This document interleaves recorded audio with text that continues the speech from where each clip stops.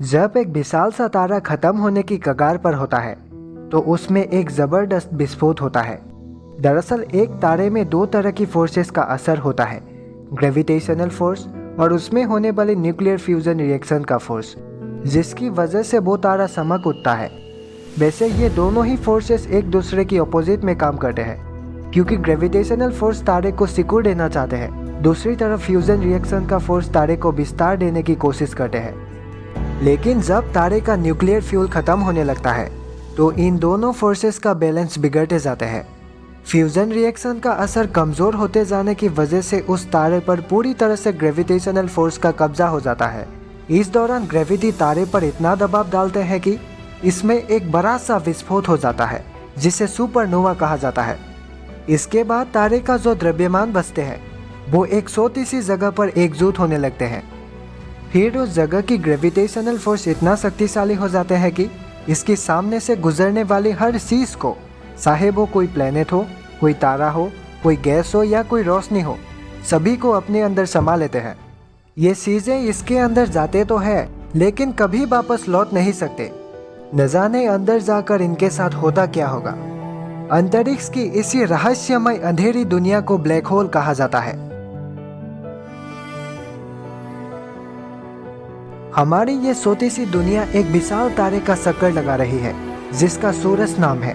ये सूरज और न जाने इसके जैसे कितने सूरज अपने प्लैनेट्स और इसके अनगिनत सैटेलाइट्स को लेकर एक विशाल आकाशगंगा में घूम रहे हैं। ये पूरा आकाशगंगा भी एक ब्लैक होल को चारों तरफ से घेर करके घूम रही है।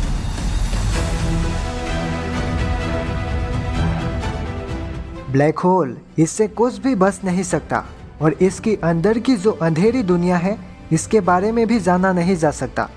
लेकिन ये जितना ज़्यादा चीज़ों को निगलता जाएगा इसका साइज भी बढ़ता रहेगा।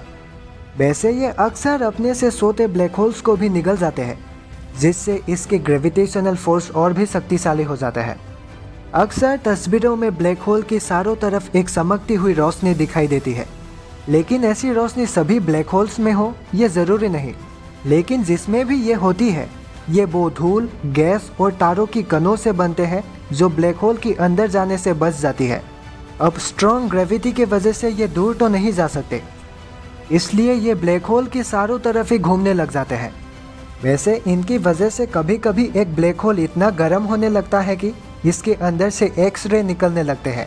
इन एक्स-रे की किरणों के जरिए वैज्ञानिक ब्लैक होल्स के बारे में जान पाते हैं।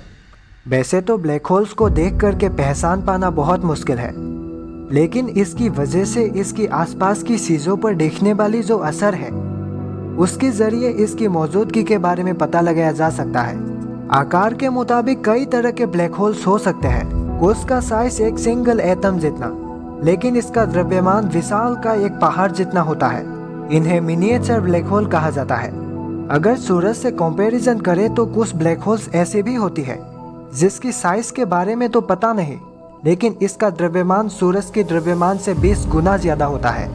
कुछ ऐसे भी विशालकाय ब्लैक होल्स होती है जिसके द्रव्यमान के साथ 1 मिलियन सूरज मिलकर भी बराबरी नहीं कर सकता, और इन्हें ही सुपरमेसिव ब्लैक होल्स कहा जाता है।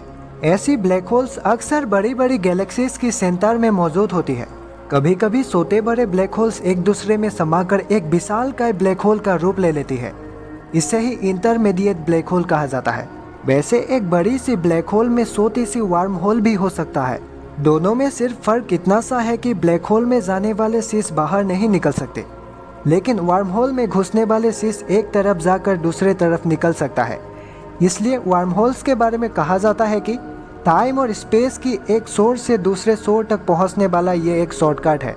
सबसे पहले एल्बर्ट आइंस्टाइन ने वार्म होल की एग्जिस्टेंस के बारे में पॉसिबिलिटी जताया था, लेकिन इसे कभी भी साबित नहीं किया जा सका।